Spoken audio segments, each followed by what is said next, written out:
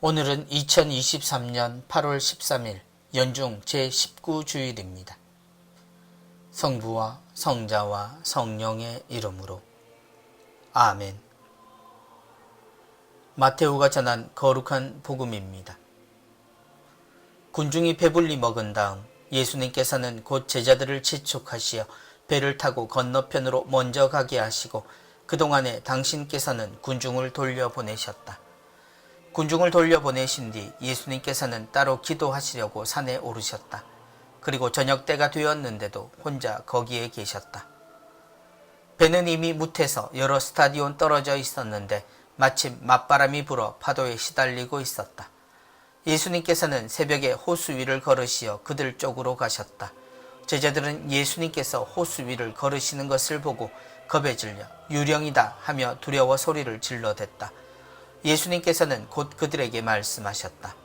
용기를 내어라. 나다. 두려워하지 마라. 그러자 베드로가 말하였다. 주님, 주님이시거든 저더러 무리를 걸어오라고 명령하십시오.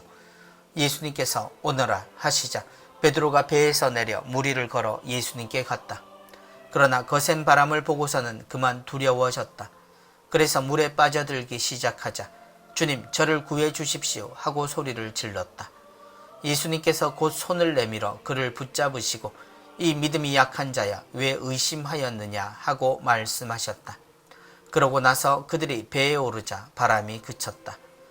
그러자 배 안에 있던 사람들이 그분께 엎드려 절하며 스승님은 참으로 하느님의 아드님이십니다 하고 말하였다. 주님의 말씀입니다. 그리스도님 찬미합니다. 용기를 내어라. 나다. 두려워하지 마라. 성경에는 예수님의 생애를 담은 4권의 복음서가 있습니다. 우리는 이 복음을 통해 예수님의 삶을 살펴보며 예수님이 하신 말씀과 그분의 모든 것에 집중합니다. 이것이 다른 어떤 것보다 중요한 이유는 단순합니다.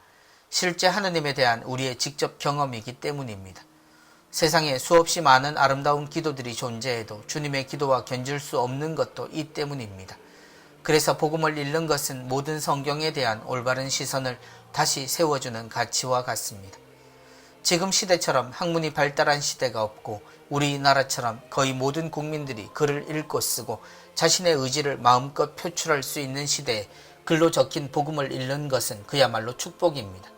복음뿐 아닌 모든 성경은 사람들에게 하느님을 읽고 기억하고 실천할 수 있도록 적힌 글입니다. 그러나 우리는 이 시대에 너무나 달콤하고 유혹적인 주제에 사로잡혀 있습니다. 그것은 바로 자기사랑이라는 주제입니다. 자신을 먼저 사랑해야 남을 사랑할 수 있다라고 말하고 사랑받은 기억이 있어야 또한 사랑할 수 있다는 다른 듯 비슷해 보이는 이야기에 익숙한 우리는 성경을 보는 태도도 비슷한 경향을 보입니다. 군중이 배불리 먹은 다음 예수님께서는 곧 제자들을 재촉하시어 배를 타고 건너편으로 먼저 가게 하시고 오늘 복음은 무리를 걸으신 주님이라는 제목을 지니고 있습니다. 무리를 걸으셨다는 그 놀라운 일로 전지전능하시고 초자연적인 능력을 발휘하시는 예수님을 말하곤 하는 우리입니다. 예수님의 하느님다움에 대한 자연스러운 표현일지도 모릅니다. 그러나 사실 이 기적을 대하는 우리의 시선에는 고려해야 할 부분이 있습니다. 그 첫 번째는 예수님이 왜 제자들과 함께 가지 않으셨을까 하는 부분이고 두 번째는 예수님이 왜 이 기적을 새벽에 하셨을까 하는 부분입니다. 우리는 기적 자체에 대해서는 놀라면서 이 두 주제에 대한 고민을 하지는 않습니다. 그러나 이 기적 이야기에는 오히려 이 두 부분이 무척 중요합니다. 그래야 예수님이 보이기 때문입니다.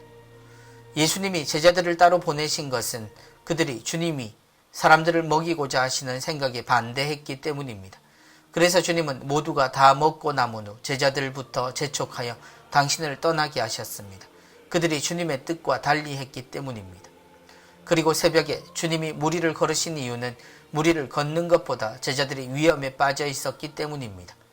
불 속에 아이를 둔 이가 불 속에 뛰어드는 것처럼 주님은 제자들 곁으로 가셨을 뿐 물이 문제가 되지는 않았습니다. 그래서 이 기적에서 핵심을 이루는 부분은 이 말씀입니다. 용기를 내어라. 나다. 두려워하지 마라. 기적을 설명해주며 기적이 아닌 예수님을 보여주는 말은 이 짧은 세 문장입니다. 용기를 내어라는 격려, 나다라는 예수님이 함께 하신다는 말씀, 두려워하지 마라는 안심이 되는 위로가 그것입니다.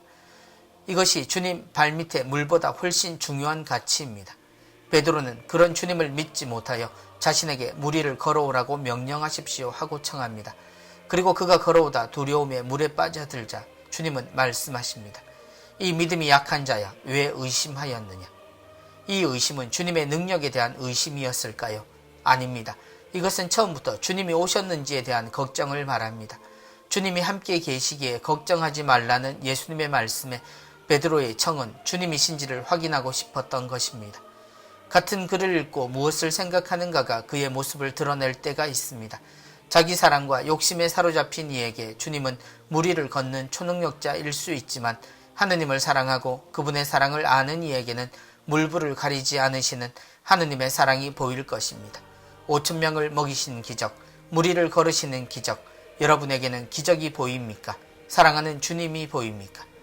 대답하기 전 시선을 바로 하시길 권해드립니다. 성부와 성자와 성령의 이름으로 아멘.